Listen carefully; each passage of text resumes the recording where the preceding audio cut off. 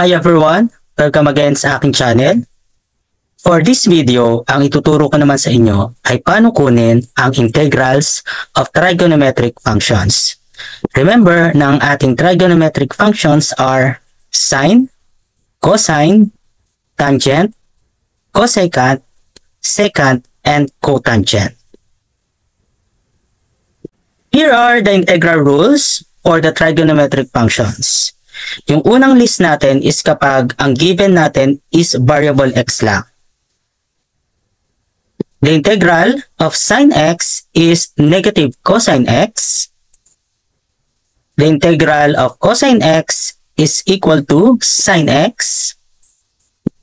The integral of tangent x is ln absolute value of secant x. The integral of cosecant x is ln absolute value of cosecant x minus cotangent x. The integral of secant x is ln absolute value of secant x plus tangent x. Then, the integral of cotangent x is equal to ln absolute value of sine x. All of them, it should have plus arbitrary constant c. Ang susunod na list natin is kapag ang given natin is the product of cosecant x and cotangent x, the answer is negative cosecant x. Next, the integral of secant x multiplied with tangent x, the answer is secant x. Then, kapag ang given natin ay secant squared x, the integral is tangent x. And then, kapag cosecant squared x, ang kanyang integral ay negative cotangent x. Lahat sila, again, is may arbitrary constant. Itong mga to ay nanggaling sa ating differentiation rules. Remember na ang derivative ng cosecant x is cosecant x cotangent x. Ang derivative ng secant x is secant x tangent x. Then, ang derivative ng tangent x is secant squared x. At ang derivative ng cotangent x is cosecant squared x.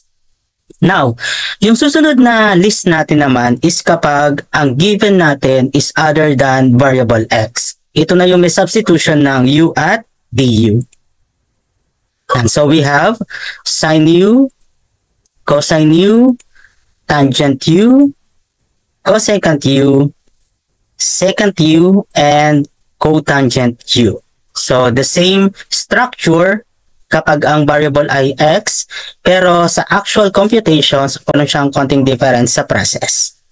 Ganon din sa ating cosecant u, cotangent u, secant u, tangent u, secant squared u, and cosecant squared u.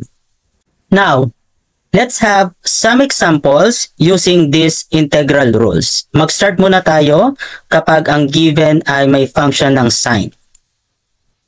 Example number 1 is, what is the integral of 2 sine x dx?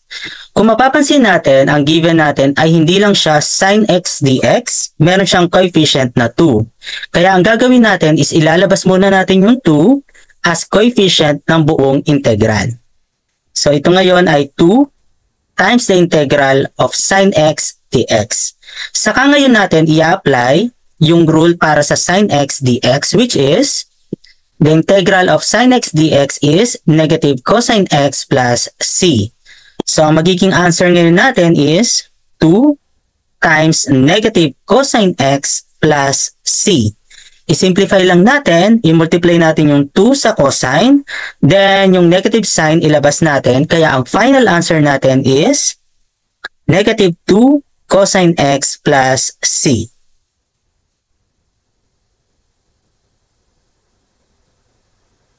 Next, we have example number 2. What is the integral of sine 3x dx? Ayan.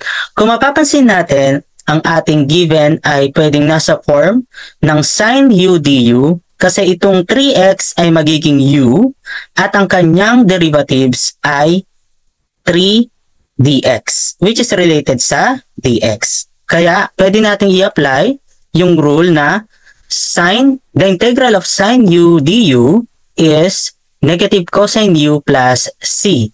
So, ang gagawin muna natin is i-replace natin to ng u at ito naman ng du. We're going to let 3x as u. Then, kunin natin ang derivatives. Ito ay du. Ito naman ang derivative ng 3x ay 3 dx. Kailangan natin i-divide both sides by 3. Kaya ang ating dx ay 1 over 3 du. Ito nga yung letter u, ipapalit natin sa 3x. At yung 1/3 du ang ipapalit natin sa dx. So, ang given natin ay mako-convert sa the integral of sine u times 1 over 3 du. Yung 1/3 ay ilalabas natin as coefficient na buong integral. Kaya ito ay magiging 1/3 times the integral of sine u du. So, ito na yung ating form ng ating rule. Pwede natin i-apply yung ating rule.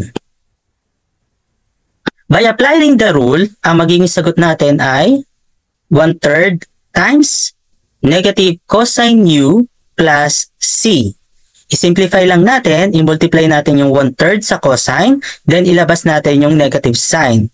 The answer is negative 1 over 3 cosine u plus c. But then again, yung letter u ay ibabalik natin sa original value. We all know that u is equal to 3x, kaya ang final answer natin is negative 1 over 3 cosine 3x plus c.